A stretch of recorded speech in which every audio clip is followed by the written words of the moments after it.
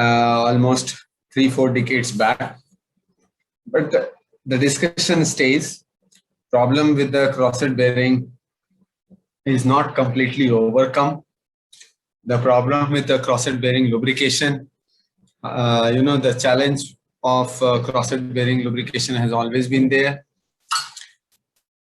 So first thing is I want to compare with a gudgeon pin bearing lubrication. In a 4-stroke trunk type of engine, we have a gudgeon pin, and this gudgeon pin, the load on the gudgeon pin keeps on varying, sometimes downward, sometimes upward. So when the load is acting in upward direction, the lower part of the bearing is getting relieved, and sufficient amount of oil can flow into the bearing for cooling and lubrication purpose at that point of time. So for 4-stroke trunk engines, gudgeon pin load is relieved during exhaust and the suction strokes. So during the exhaust strokes and during the suction strokes, load is not much. During exhaust stroke, though, there is the downward acting force because the piston is moving up, the inertial force is downward, but it is very small. During the suction stroke, the inertial force is upward, and there is a substantial amount of oil flow taking place, substantial amount of cooling taking place of the bearing enamel at that point of time. Lube oil in sufficient quantity flows through the bearing during these 2 strokes, and cooling and lubrication is very good. There's no problem with that. So if you try to see this gudgeon pin bearing lubrication, I have tried to depict it with the help of this picture. You see what is the combination of forces which will be acting in each of these phases. Let's try to have a look.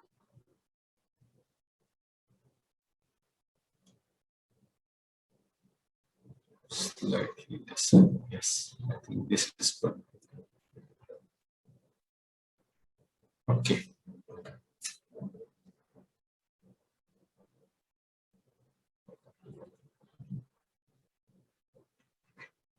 So as you can see, the intake stroke that is shown over here, the piston is moving downwards, the F inertia is acting in upward direction. The only downward acting force is the gas force, scavenge air pressure force, which is because of the scavenge air pressure, the force acting on the piston, that's very small. The inertia force is quite large, which is acting in upward direction. So the bearing is upper half of this gudgeon pin bearing. Can you see my screen? Am I audible? Yes, sir. Yes, sir. So the upper half of the gudgeon pin bearing, that is only subjected to force. The lower half is relieved. It is relieved, and the oil can flow in sufficient quantity. It can come out, cool and lubricate the bearing. So this is the time where the maximum amount of oil flow takes place into the bearing. The second is the compression stroke. After the intake stroke is the compression stroke. That time the inertia force is acting in downward direction, and the force because of the compressive gases also is acting in the downward direction, and there is a very heavy force in the downward part of the bearing, and it is the most difficult part where the bearing requires a good amount of lubrication, but very less amount of oil flow can be maintained into the bearing. So this stroke, the compression stroke, is the most difficult stroke as far as the gudgeon pin bearing lubrication is concerned. Very difficult. The third one comes the expansion stroke. The expansion stroke, after combustion, you have a very heavy gas pressure acting, combustion gas pressure, which is acting on the piston in downward direction. But the inertial force as the piston is moving down is acting in upward direction. So these forces, gas forces, they are very high. Inertial forces are not that high, but then the net effect is that the lower part of the gudgeon pin bearing, they are less loaded compared to the compression stroke in this case.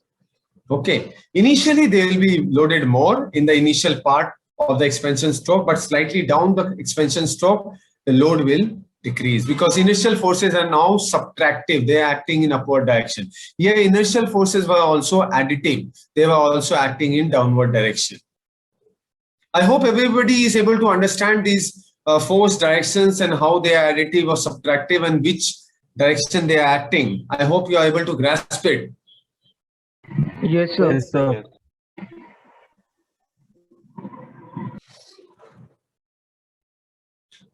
Then talking about, just a minute, where has it gone? Yes, here. Then talking about this exhaust stroke. Now, exhaust stroke, the piston is moving up. So piston moves up, that means the inertial forces, they are acting downwards. And the exhaust gas pressure is also forcing the piston down. So in this case, again, you have a little bit of force on the lower half of the gudgeon pin bearing. The forces are not very large. Exhaust gas forces, they are not very large because exhaust valve has already opened up and the exhaust blowdown has already started to take place. Okay, so it's only small amount of force. Inertial forces are also acting in downward direction. They are also not too large. So this time also the bearing, bottom half of the bearing is relieved. It's not completely relieved, but it is having a lesser load and the oil can force its way into the bearing for cooling and lubrication.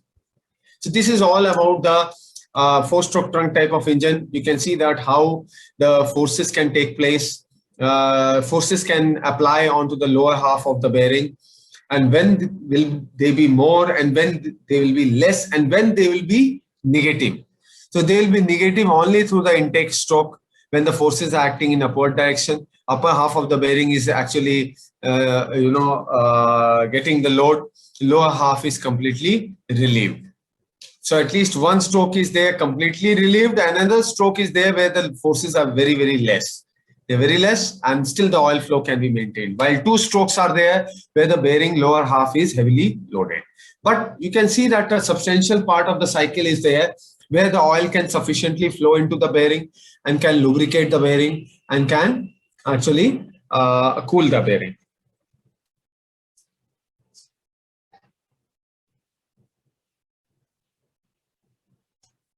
What happens? Why it's not? Come on. I don't know what is happening.